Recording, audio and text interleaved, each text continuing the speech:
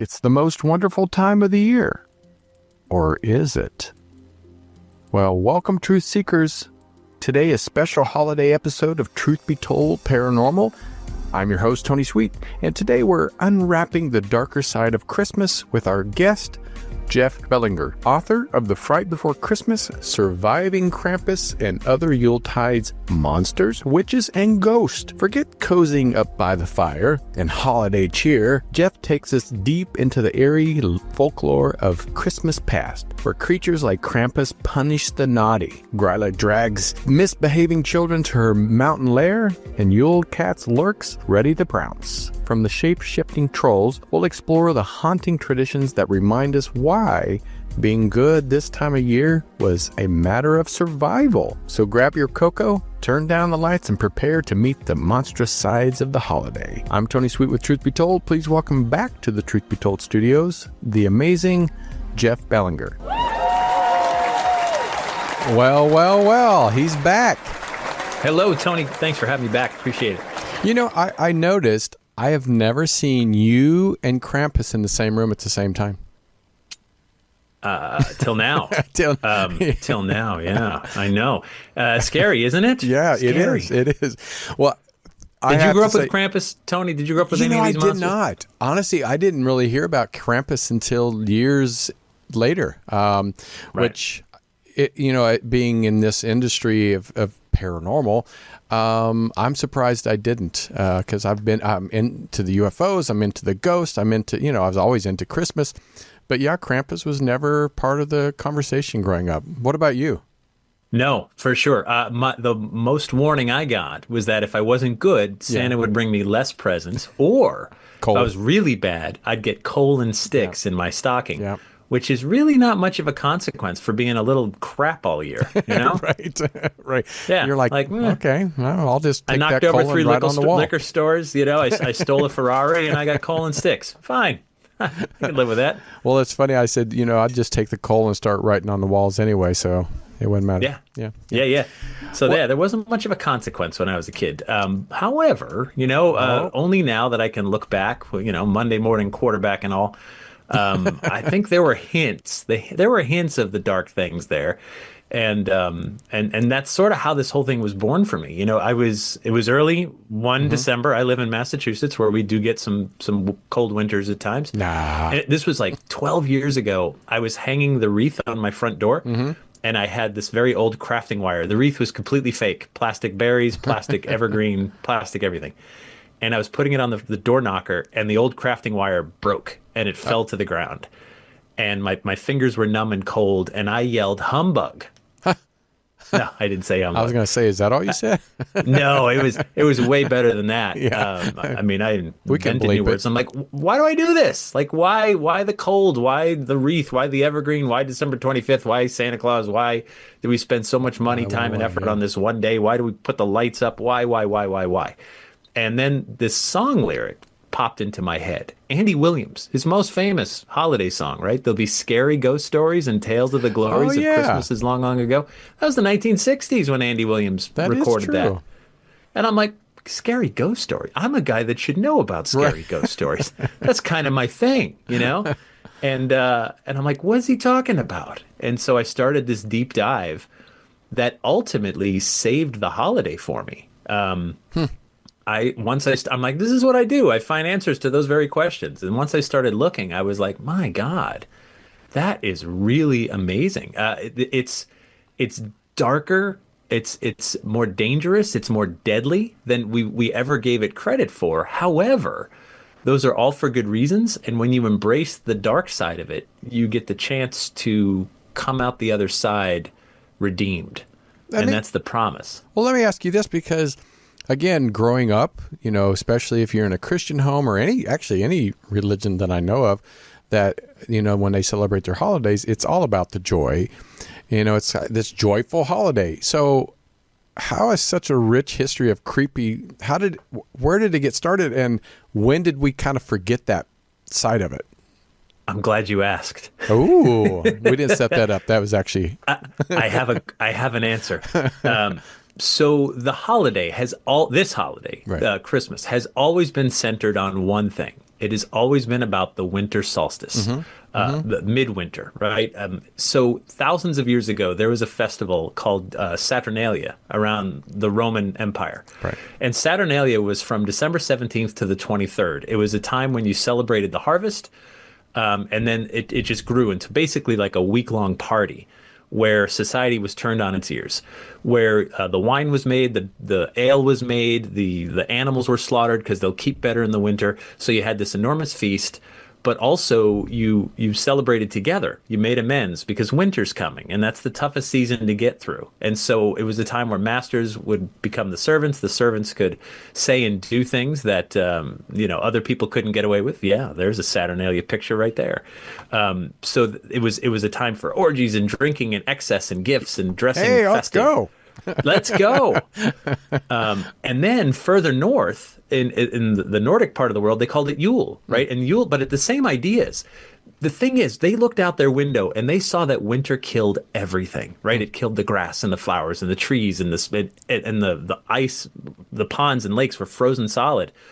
But they saw one tree that winter couldn't kill. They saw the evergreen, and they went, "Oh, there must be something magical about this tree, something powerful."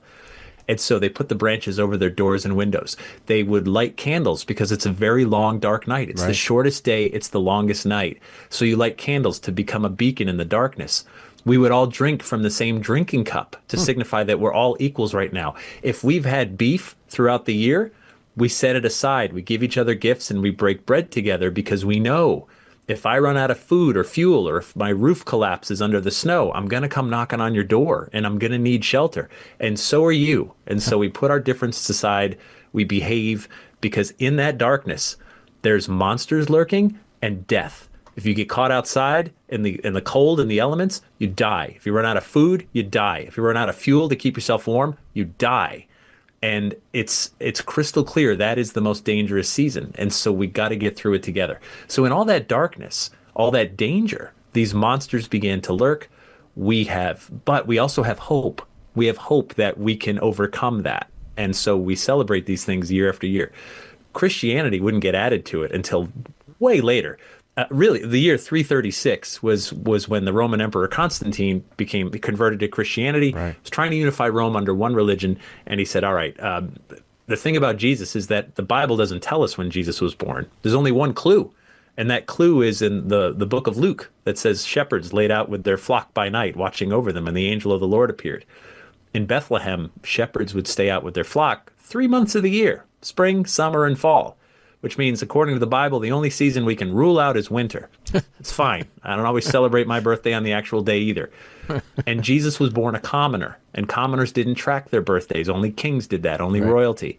So when Constantine was trying to sell Jesus and Christianity to the Romans as the official religion, not banning the others, but making this official, he said Jesus had to be a king, and a king of kings at that. And so he knew December 25th was the perfect day, because in the Julian calendar, that was the winter solstice. That was Sol Invictus. It's the shortest day, yes, but it also marks the day where the sun starts to return. Every day thereafter, there will be more sunlight than the day before. So there's hope. There's hope that it will come back and we will make it to spring. And he thought that was the perfect day. Then why didn't we say Christmas was not December 21st? Well, December 21st is the winter solstice in the Gregorian, in the modern calendar. So once they switched around the days, back then the 25th was the solstice. So yes, had we used today's calendar back then, it would have been the 21st. Okay. But that's what happened. Now, from 336 until roughly 1940, Christianity has been at war with Christmas, brutal war with Christmas. They did all they could to eradicate it. They banned it. They looked down their nose at it. There was a time when the Puritan-controlled British Parliament would fine you for celebrating Christmas, dressing festive, making merry. It was banned. You weren't allowed to do it. Cotton Mather of Salem witch trial fame wrote a famous sermon where he said, we do more to dishonor Christianity in the 12 days of Christmas than all the rest of the year combined. We will work that day. We will work on December 25th. We'll go to school on December 25th. We will absolutely not allow anyone in our congregation to celebrate that day. It's pagan.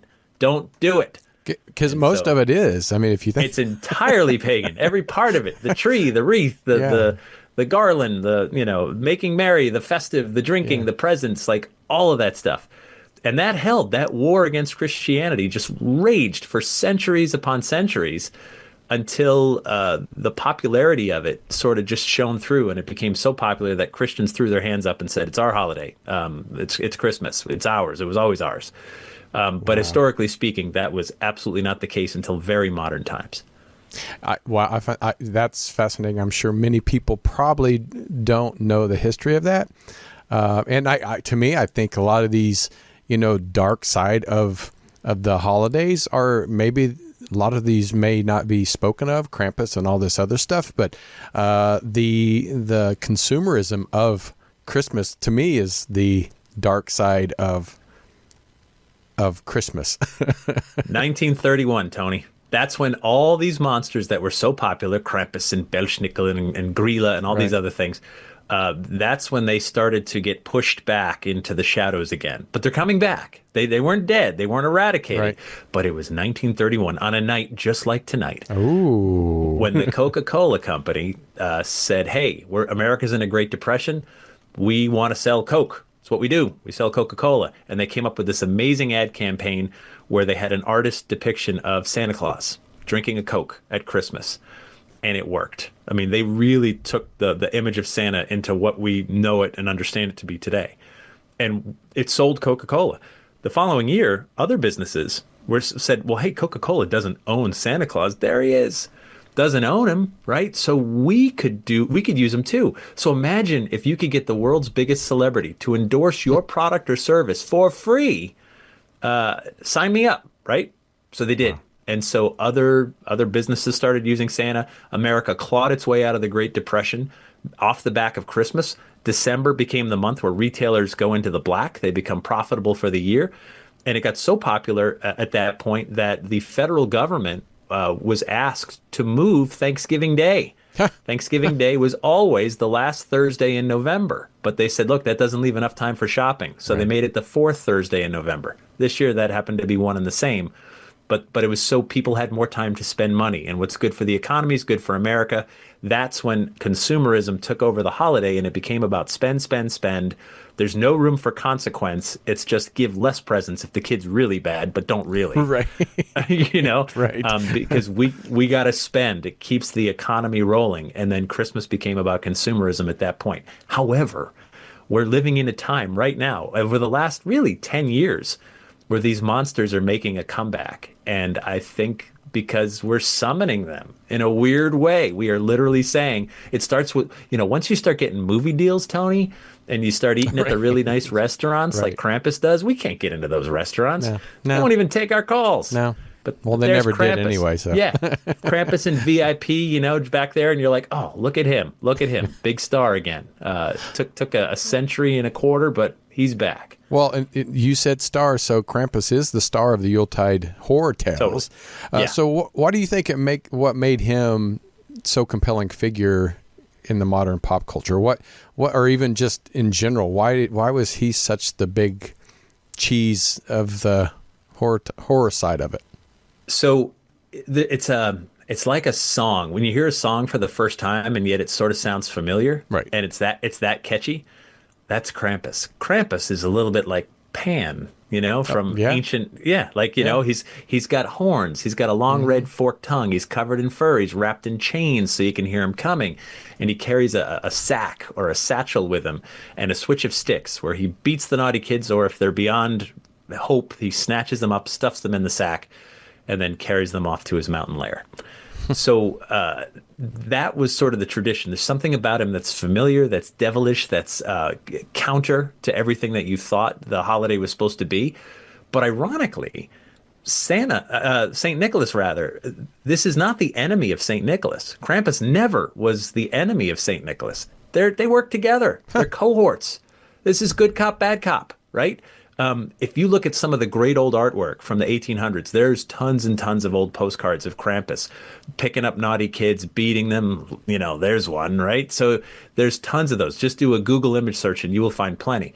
But you'll also spot a few where St. Nicholas and Krampus are together. Like they arrive at the home together, and Saint Nicholas gives gifts or treats to the good kids, and Krampus is there to deal with the naughty ones. That was always the way. There was reward and there was consequence, and we sort of lost our way here in modern times. Yeah, there they are together. See, look at there it is. They're not enemies. That's just they both have jobs to do, and they're both doing them well. I love the one where Krampus is throwing the kid in the sack. Yeah, head first. Here's an apple, good kid. Here's a sack, you bad kid. It's brutal, but kids understood that. Yeah. If you read the old Grimm fairy tales, the original Grimm fairy tales, they are dark and they are deadly. We just know the Disney version where it's like, oh, my foot won't fit in the glass slipper. Right. In the original, the stepsister cut her toes off to try to fit in that glass slipper and filled it with blood. Oh, jeez. Disney didn't do that. I mean, so it's could have made a little better film, though. No, I'm just kidding. I would have watched the hell out of that. But that's the reality. The stories were darker back then, and we sort of got away. We got a little bit soft, but I do think they're making a comeback because it speaks to something very primal. Well, speaking of soft, I know in Northern Europe, compared to other locations around the world, Krampus was a little darker. Is that correct? Well, sure. Well, he started in Austria, right? Austria, and then Germany, and but that was the original story. He would come and he would beat bad kids, and if they were beyond hope, he would snatch them up, and you'd never see them again. That's the story you told your children. Watch out for Krampus. And he would show up on December 5th, Krampusnacht. Often he would show up with St. Nicholas. They came together, and they doled out rewards and punishment. As his legend has spread, so like, for example, today, Krampus runs are very popular in Austria, but also like they're spreading. You can go to those in the U.S. too now. There's parades, and I've been to a Krampus ball. Oh, wow. That'd be cool. Yeah. It was amazing. The New England, this is the Krampus Society of New England throws an annual ball where, like, the year I went, I think there must have been like 40 or 50 people dressed up as Krampus. It was amazing. So now what they do is, if you're on the side of the street watching one of these parades, they might run down the street and sort of like whip you in the ankles with a switch of sticks to sort of scare out the bad cheer and the bad spirits out of you and replace it with good cheer. So Krampus has definitely gotten softer in more modern times, but the origins, and the thing too is like he's not evil, right? I mean, is the prison warden evil, right? Is the cop evil who arrests he's corrupt, bad? maybe, but yeah, right. But the thing is, like, so poor cops, they're always the bad guy to someone, like. If they're arresting somebody, they're the bad guy. The prison warden, we need someone to watch over our people that need punishing. Someone has to do that job, and in this case, it was Krampus. And so, he's such a popular figure. There's something familiar about him. Cosplayers are adopting him, and now he's showing up in parades and he's in a movie with The Rock now. And that's how you know you've made it once you're starring opposite The Rock. I'm curious to go when they created these visuals, like the pictures and postcards. Okay, they said Krampus he's not evil, but he's more being the disciplinarian. It's like the father that's gives you the spanks and the mother that gives you the hugs. But they created this image of him that makes him look very evil, like the devil. Right. And so comparing the two, you're like, oh, this guy is really, really bad. So I'm curious did you ever kind of do any research on the reason they made him look so evil, not maybe just putting in a Santa suit that's black instead of, with no horns and no big long tongue and all this good stuff, I was working on another project, not related to the Christmas one, about the history of the devil and our perception of the devil. And when you think of the concept of a devil, you probably picture something pretty close to Krampus. Right. That wasn't the case more than 600 years ago, or so, 700 years ago. Back then, artist depictions of the devil, there's a fresco that survives in Italy where there's Jesus, and then there's an angel with the wings and everything, and the angel is orange. And then on the other side is an identical angel, but in blue. And the blue one is the devil, even though it looks just as nice and pretty and pleasant and human as the orange one. But that wasn't good enough. As the church was trying to grow and reach an illiterate, congregation, they hired artists to paint the most horrific scenes they could imagine. And so they imagined bat wings and fire and flame and Dante's Inferno. And the image of the devil really evolved over, the 1400s, 1500s, 1600s to be horrific, because they figured out if they put these horror paintings in the churches, people came in to see them. Right? That put butts in seats. And so that became our concept of what the devil looks like. And of course that meant the old Greek and Roman gods, like Pan, who was upper body of a man and played the flute, and that's where we get the word panic, that's no good. That's pagan, that's devil, that's other. And so Krampus basically took his look from our concept of where the devil had evolved to. But covered in fur, because he lives in cold mountains where it snows a lot. Right. So it's basically just an amalgam of our concept of what does the dark Punisher look like. And the devil gets a bad rap too, just like the warden. I mean, if people are bad and they got to go to hell, someone's got to look over them. Right. It's a job that has to get done. Poor devil gets no break. Because I think if they made him look like Brad Pitt, then probably many people would be like, "Hey, I'm going." Yeah, why not? Heaven for the weather, but hell for the company, right? Isn't that what they say? Well, fear, fear is coming up a lot, I think, in what we're kind of talking about. And, human beings, for some reason, we love fear. We love to go to movies. We love to ride roller coasters, jump off cliffs. And so what do you think fear plays in the way we celebrate the holidays? Historically and even today, how do you feel about the fear intertwining with our holidays? So fear is primal. Fear gets down to real deep, human fight or flight. You get down to basic human stuff. Right. And fear drives us to do certain things. It can drive us to do good things, like make good preparations or alter our course, alter our behavior. It can also force us to be quite irrational, and make really poor decisions. So, but we do love to be scared. We like going on roller coasters. Mm-hmm. We like the idea that we're scared, but in a safe place. That's the best part about watching a horror movie. You're in your living room where you're safe, but there's this scary, scary thing happening on the screen, and you get to participate in it, ultimately knowing you're safe. But the fear in this case is well-founded, because if you put your mind back just a couple hundred years, back before heat and grocery stores and stuff like, electricity, you had to prepare for winter. You spent months preparing for winter. You had to have the food and the fuel gathered up, or else you literally may not make it through the winter. You, your family, everybody.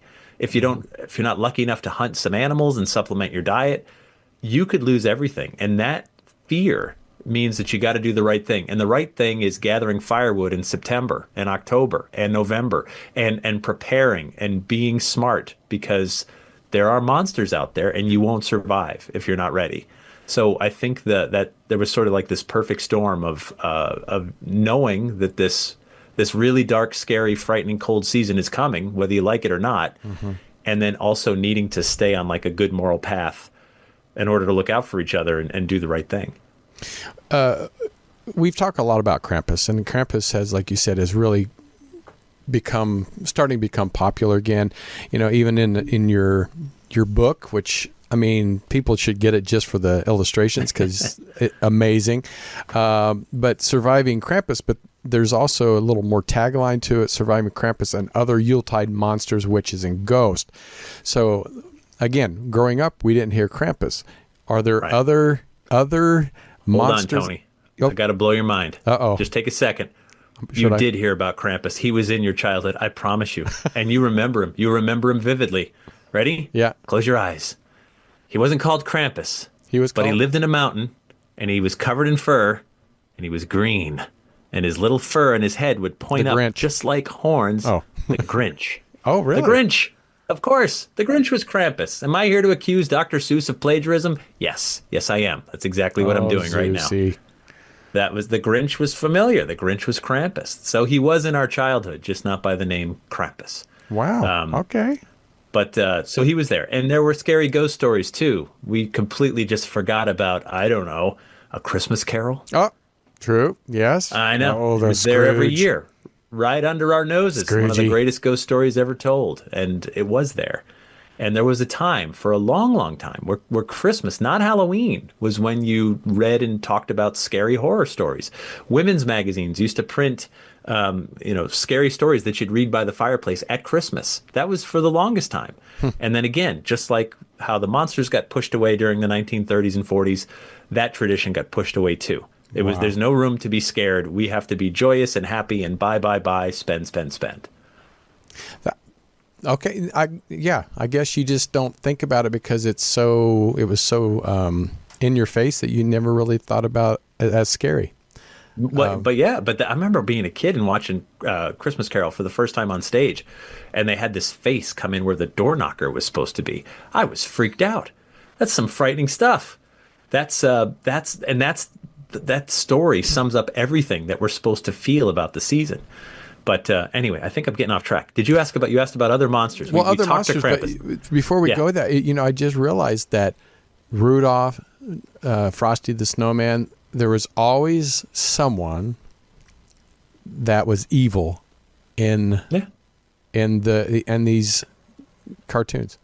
Rankin Bass, right? Those great old claymation, whatever they were. Yeah, I don't know what that was. Now realize I'm like, oh wow, there's, instead of just all fun and loving, and it was, even Disney, if you think about it, there's always that evil, the witch, or the somebody that's trying to get it. So I guess.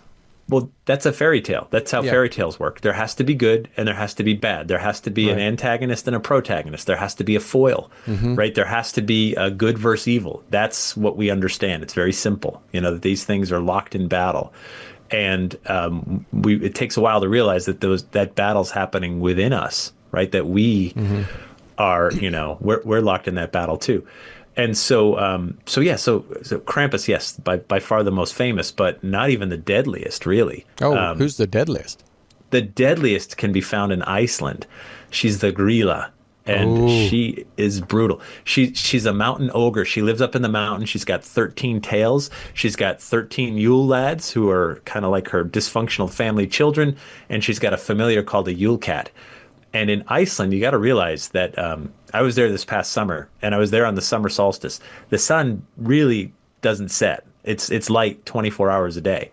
If you go there at the winter solstice, the sun really doesn't come up. It's dark almost 24 hours a day. Wow. And that's a time where the Icelandic people tell you, this is when we have to come inside. This is when we have to stay safe, because when Iceland was first settled in the late 800s, there was no people there. It was an empty place, right? But there was trolls and monsters and elves and all manner of magical creatures who got displaced. They got pushed up into the mountains. But when the winter solstice comes, they come down, and they come down to collect their due. It's dark, and you have to stay inside. Gryla. Okay, so Krampus. If you want to avoid Krampus, don't be bad. Be good, right? And then you don't have to worry about Krampus. Easier said than done for our friends, but right. but Gryla, she doesn't discriminate so much. Yeah, she will come down and she will snatch up any child that's wandering out there in the cold, dark night of winter in the mountains, and she'll bring them back to her lair, cut them into pieces, cook them in a stew, and eat them. She is a true horrific monster. Wow. So, what's funny, you said Yule Cat. Do you remember the recently Christmas Chronicles? Yes. Yeah, Yule Cat. I do. With Belsnickel and Yule Cat. Yeah, they're making a comeback. Yule Cat was the other bad guy with Belsnickel. Belsnickel was the kid dressed with like a black leather coat and a black hat and long black hair. That's another one of St. Nicholas's cohorts who dole out punishment, Belsnickel. And so when they start showing up in movies, the next thing you know, it's that they're not far behind. So speaking of Belsnickel, Belsnickel wasn't just he was in that movie, of course, Christmas Chronicles 2, but the first time he showed up in popular culture was when he was in an episode of The Office, when Dwight Schrute dressed up as Belsnickel, with the switch of sticks, covered in fur and the soot on his face. And I think it was called the Dwight Christmas episode, where he was. I'll have to look it up. He was the Belsnickel. So yeah, he's coming. These creatures, these monsters are coming back because we need him. We need them, and we need the consequence again, and we need to tap into that fear part of this season that was always there. Was there any like surprising or shocking folklore that really stood out to you when you're writing your book? Because I find it fascinating when people kind of know what they're going to do, but when they start doing the research, you're like, oh my God, I did not know that, or put chills in your spine. So is there any type of folklore that really stood out to you? Tony, cutting up, killing, and eating kids isn't shocking enough for you? Well, my aunt Bertha used to do that. No, I was kidding. Fair enough. No, I get it. I totally get it. What shocked me was how almost every country had their own version of this. Yeah.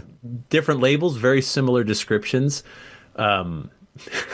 Here's a fun one. So the Nordic people, how I mentioned, they saw the winter killed everything but the evergreen. So the evergreen must be more powerful than winter. And so they would take those branches and put them over their doors and windows. They'd bring the tree inside as a symbol. Christmas tree. If the tree makes it through winter, I can. And also, too, you got to realize in winter up here in northern climates, we hear sounds that we don't hear the rest of the year, like strange shrieking sounds. And it's probably the wind just whipping through those naked trees outside, but it could be the screams of vanquished spirits as the Norse god Odin rides through the night on his wild hunt on an 8-legged horse, chasing down these horrible spirits. So those prickly needles keep the bad spirits out and the good cheer inside. Right. Now, when you're out there hunting in the winter and trying to supplement your diet, if you're lucky enough to kill a deer or an elk or something like that, they would pull the entrails out and wrap them around the evergreen trees that were outside as an offering to this sacred and powerful tree. It did two things. Number one, smaller animals could sort of pick at that, and they too could survive the winter. But also it was an offering, a literal blood sacrifice offering to this powerful tree. Wow.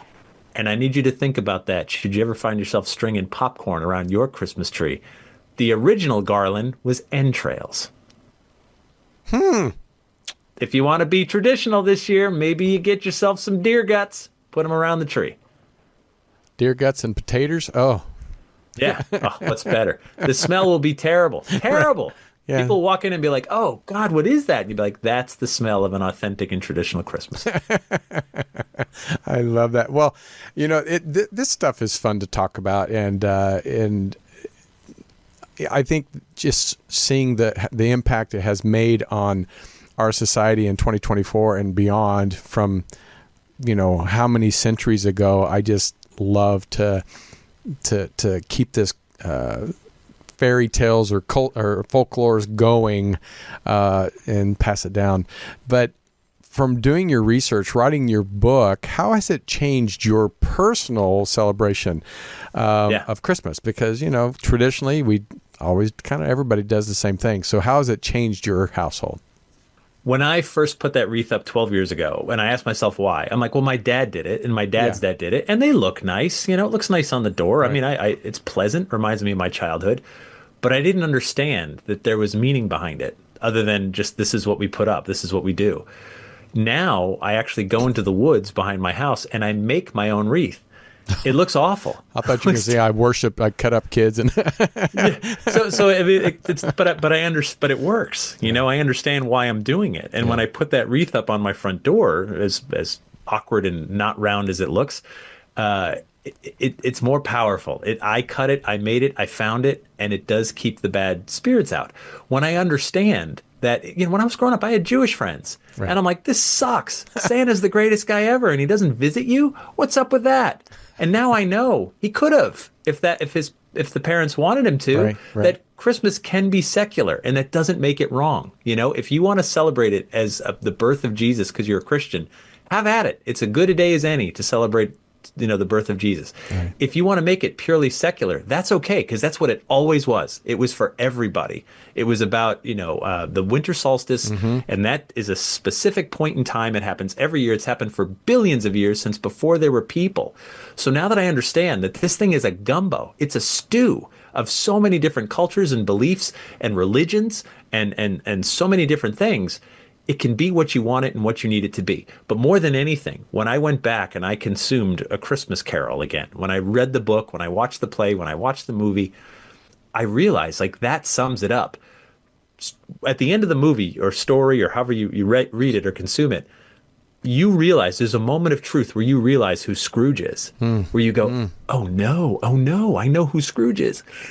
He's me. I'm Scrooge. I'm getting older. I'm getting crankier. Get off my lawn. Yeah. But if Scrooge could change in a single night because of this holiday, so can we. Yeah. But Scrooge could only change after he went through a gauntlet of fear, after he faced 4 ghosts, right? First, Jacob Marley, his old business partner, then the ghost of Christmas past, present, and yet to come.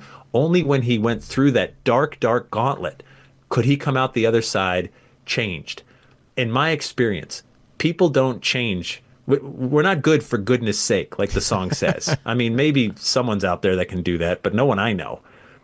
It takes a cancer scare, losing a friend too early, losing a family member too young, whatever it is. A big scare forces change. These monsters, these ghosts, this creepy side of this holiday is here to offer us that, to let us be a little bit afraid, that we can say, you know what, I'm going to give a little extra to charity. Call it, karma, call it whatever label you want to put on it, but I'm going to help others a little more this time of year. I'm going to be kinder to the people in my life. I'm going to make a concerted effort, because winter's coming. It's going to be dark and scary. It's a season to get through, and I want to feel that joy in my heart. But the only way to get there is not at shopping, online or in person, right? The way to get there is to do the work, to face the fears, to confront the monsters, but then to be that different person, that better version of yourself. And so I look at this every year as a reset, as this real deep meaning that goes back thousands of years and crosses countries and continents and cultures. That's the reason I put up the wreath now, and the tree, and the lights. I want the lights to be a beacon, because it's dark. It's dark for many hours a day. And if you get lost out there, I want you to find your way to my home, because I'll take you in. And what was your address again? Yeah, it's 123 Main Street, right next to the Dunkin'. And that's the thing, right? It has such meaning. And now that I understand it, I adore this holiday again. I feel like a kid every year. I look forward to it. I embrace it, and I embrace every part of it. But only because I understand just how deep and dark it goes, and that if I get through it, that I can be a better person on the other side. I love that. You're such a great storyteller, by the way. Thanks. But I do want to end on something fun. I mean, we love Krampus. We love, I don't know about Gillet, but that's a different one. But I'd like to see what your thoughts are. And so if you could spend Christmas Eve with one of the creatures from your book, which one would it be and why? Oh boy, is that a good question. Oh my goodness gracious. Oh, I mean, Krampus would be the low-hanging fruit, but that seems too obvious. He must have stories to tell, so we'd have to skip him. All right, how about this? How about the Tomten from Sweden? Tomten? What's tell us about that one? He's a little helper elf that helps us all around the house. You've seen him, I guarantee, that they're depicted in lots and lots of stores. They're like all hat and beard. Oh yeah, like the little gnome-looking one. Yeah, that's the one. Like a little gnome. Yeah. They help us all around the house, the farm. They help us with chores all year round, but they're keeping an eye on us, and they're keeping tabs. They're always watching, and they've been known to sort of like slap us around if we get a little bit out of line. And all they ask for in exchange for a year of service is that you leave out a bowl of sticky sweet rice pudding called Riesengrot for them on Christmas Eve, and they'll eat that and they'll serve you for another year. I would think that they would have stories to tell. Watching, your home, your family, 24/7, they would have so much to say, and I think that would be a fun bowl of Riesengrot to share with a little magical gnome. I think that would be a good book just from their perspective of of us humans. Well, by the way, so the story and the look might seem familiar to you. I don't know how many parents or grandparents are out there, but Elf on a Shelf, come on. Same thing. That's am I here to say they stole it? Yes. Yes, they did. That's the Tomten. All right, last one. If Krampus was to make a modern comeback, which they are, what do you think his punishment would look like in today's world? Yeah. Whipping people is not punishment for some folks. Yeah, some people like that. Some people like that. Krampus would have to come up with something new, right? If that's the case. What would modern... Well, I mean, now they just whips at the ankles these days, but I think Krampus would have to really put you through something, maybe locked in like the fear cage, take no food, no water away or something. Yeah, a couple of days, like locked away down in the well in the basement. To really let you think about what you did, because beatings just don't do it anymore. You need to really face your mortality. Right. Well, this has been fun. And Jeff, thank you again for sharing your book. And I'm going to put that in our notes so people can go to Amazon or Jeff Belanger. How do you always say your last name? I always say Belanger, but Belanger. Belanger. Yeah. Yes. Belanger, yeah. It's like sweet. Mine's pretty self-explanatory, but yours could be said many different ways. I thought it was Sawat. Well, that's in Sweden. Sweden, yeah. Yeah. But go to his website and pick up the book. Of course, there's a billion different books that he's written. Listen to his podcast. You said every week? Every week, New England Legends, wherever you get your podcasts, we cover some weird story of ghosts, monsters, aliens, and strange lore in New England. Well, it's always been fun having you on. You're one of my favorite guests, and I really appreciate you always sharing your new experiences and your explorations of haunted homes and different things that you go on these journeys with and taking us with you. So, but thank you again for being with us, and have a great holiday season or Merry Christmas or whatever you celebrate. So come back again. I hope you survive, Tony. I hope you and yours make it through this gauntlet alive and have a merriest and scariest holiday you've ever had. Oh, I will when I get the credit card bill. Right. All right. Well, thank you, everybody, for tuning in. Again, the holiday seasons are upon us, and please just love on yourself, love your loved ones even a little bit more, and it's just sharing the meaning of Christmas and Krampus, and all of us have that little naughty side, and I kind of like it. So, but until next time, I'm Tony Sweet, and we'll talk to you next Friday right here on Truth Be Told.